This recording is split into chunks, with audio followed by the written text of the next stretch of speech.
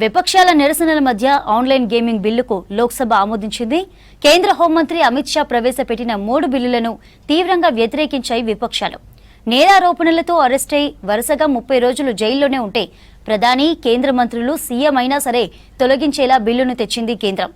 రాష్ట్రాల హక్కులను కాలరాసేలా బిల్లులున్నాయని మండిపడ్డారు విపక్ష నేతలు. 3 బిల్లులను జేపీసీకి పంపించినట్లు తెలిపింది కేంద్రం.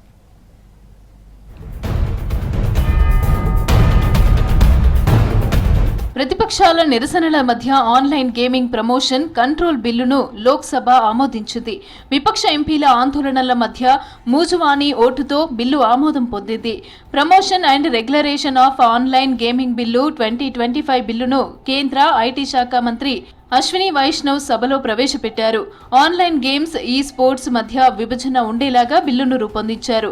రూల్స్ పాటించకుండా ఆన్లైన్ గేమ్స్ బిజినెస్ చేస్తున్న వారికి 3 ఏళ్ల జైలు శిక్ష, ₹1 కోటి ఫైన్ విధించనున్నారు. ఆన్లైన్ గేమ్స్ కి సంబంధించి అడ్వర్టైజ్మెంట్లలో భాగస్వామ్యం ఉన్నవారికి 2 ఏళ్ల జైలు శిక్ష, 50 లక్షల వరకు జరిమానా వేయనున్నారు. దేశవ్యాప్తంగా ఆన్లైన్ బెట్టింగ్ యాప్స్ ఆగడాలు ఎక్కువ కావడంతో కేంద్రం కొత్త బిల్లు తెచ్చింది. ऑनलाइन मनी गेम्स के कारण एक एडिक्शन हो जाता है, जिंदगी भर की बचत गेम में उड़ा दी जाती है और इस बिल में भी प्राथमिकता दी गई है समाज के कल्याण को और समाज में जो बहुत एक बड़ी बुराई आ रही है उससे बचने के लिए ये बिल लाया गया। माननीय अध्यक्ष जी, కేంద్ర హోంమంత్రి అమిత్ షా లోక్సభలో 3 కీలక బిల్లులను ప్రవేశపెట్టారు. వీటిని విపక్షాలు తీవ్రంగా వ్యతిరేకించాయి. ఇందులో నేరారోపణలతో అరెస్ట్ అయ్యి వరుసగా 30 రోజుల కస్టడీలో ఉంటే ప్రధాని, కేంద్ర మంత్రులు సహా ముఖ్యమంత్రి అయినా తొలగించేలాగా ప్రతిపాదిత బిల్లు ఉంది.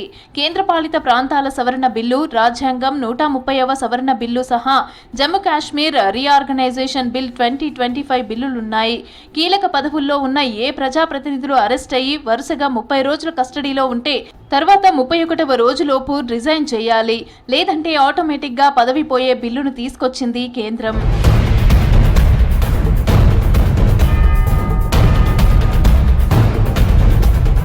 3 కొత్త బిల్లులపై లోక్సభలో అధికార విపక్షాల సభ్యుల మధ్య మాటల యుద్ధం కొనసాగింది. సభలో అమిత్ షాపై పేపర్లు చించి విసిరేయడంతో ఒకంత గందరగోళం నెలకొంది. లోక్సభ పలుమార్లు వాయిదా పడింది. 3 బిల్లులు హడావిడిగా తీసుకొచ్చినవి కావని కేంద్ర హోంమంత్రి అమిత్ షా స్పష్టం చేశారు. ఇప్పటికే 3 బిల్లులను జేపీసీకి పంపామన్నారు అమిత్ షా.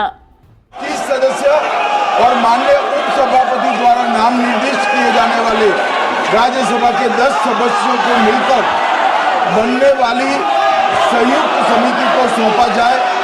संयुक्त समिति की बैठक लोकसभा के नियमों के अनुसार होंगे और अगले सदन के पहले दिन तक ये संयुक्त समिति रिपोर्ट प्रस्ताव करे, ऐसा मेरी दरखास्त। రాజ్యాంగ సవరణ బిల్లుపై చర్చ సందర్భంగా కేంద్ర హోంమంత్రి అమిత్ షా, కాంగ్రెస్ ఎంపీ కేసీ వేణుగోపాల్ మధ్య వాగ్వాదం జరిగింది. నైతికత విషయంలో పాఠాలు చెప్పొద్దన్నారు. Sir, BJP people are telling this bill is to bring morality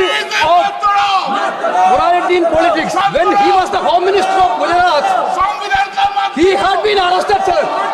Whether he took the morality of that point of time, मुझ पर झूठे आरोप लगाए तब अरेस्ट होने के पहले मैंने नैतिकता के मूल्यों का हवाला देकर इस्तीफा भी दिया और जब तक मैं कोर्ट से निर्देश नहीं हुआ कोई संविधान को मैंने स्वीकार नहीं किया. లోక్సభలో కేంద్రం ప్రవేశపెట్టిన 3 బిల్లులు రాజ్యాంగ సూత్రాలకు విరుద్ధంగా ఉన్నాయన్నారు కాంగ్రెస్ ఎంపీ మనీష్ తివారీ. రాష్ట్రాల హక్కులను కాలరాసేలా కేంద్రం బిల్లులు తెస్తుందని విమర్శించారు Manish Tiwari. It is destructive of the basic structure of the constitution for the simple reason because its potential for misuse of state instrumentalities is enormous. It is violative of Article 21 of the Constitution of India, which is the due process clause. Arop patra dakhil hone ke baad, after charges are framed, then only do you plead not guilty. So what are we talking out here? You are fundamentally destroying the constitution completely. లోక్సభలో ప్రవేశపెట్టిన 3 బిల్లులను విపక్షాలు తీవ్రంగా పరిగణించాలన్నారు RJD MP Manoj ఝా. బిల్లులో దోషులు, నిందితుల మధ్య స్పష్టమైన తేడాలు ఉన్నాయన్నారు. బీజేపీయేతర పార్టీలు అధికారంలో ఉన్న రాష్ట్రాలనే లక్ష్యంగా బిల్లు ఉందన్నారు. చంద్రబాబు, నితీష్ కుమార్ సహా విపక్ష నేతలను అలర్ట్ చేస్తున్నట్లు ఉందని చెప్పారు. तो संभवतः विपक्ष मुक्त लोकतंत्र की जो आपकी अवधारणा है उसको अमली जामा पहनाते हैं। मैं आगाह करता हूं चंद्रबाबू नायडू जी को, नीतीश जी को, संभल के रहिए। और कुछ इनके स्वयं की पार्टी में भी शायद उनको भी निपटाने की ये योजना है। 30 రోజులు జైల్లో ఉంటే ప్రజాప్రతినిధులను తప్పించే బిల్లును వ్యతిరేకిస్తున్నట్లు చెప్పారు మజ్లిస్ ఎంపీ అసదుద్దీన్ ఓవైసీ. సీఎంలు, మంత్రులను తొలగించే కుట్రతోనే ఎన్డీఏ సర్కార్ bill తెచ్చిందన్నారు. Sir, this violates principle of separation of powers, due process, undermines right of the people to elect a government. బిల్లులపై విపక్షాలు కావాలనే గందరగోళం సృష్టిస్తున్నాయన్నారు బీజేపీ ఎంపీ రవిశంకర్ ప్రసాద్. బిల్లుతో విపక్షాలకు ఎదురయ్యే సమస్యలేంటో చెప్పాలన్నారు. నేరారోపణలతో జైలుకు వెళ్లిన ప్రజాప్రతినిధులు ఎందుకు రిజైన్ చేయరని ప్రశ్నించారు రవిశంకర్ ప్రసాద్.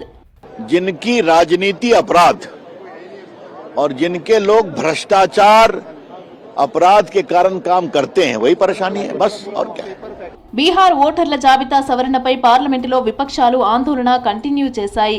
లోక్సభ, రాజ్యసభలోనూ వెల్లోకి దూసుకు వెళ్లిన ఇండియా కూటమి ఎంపీలు వాయిదా తీర్మానాలపై డిస్కస్ కు పట్టుబట్టారు.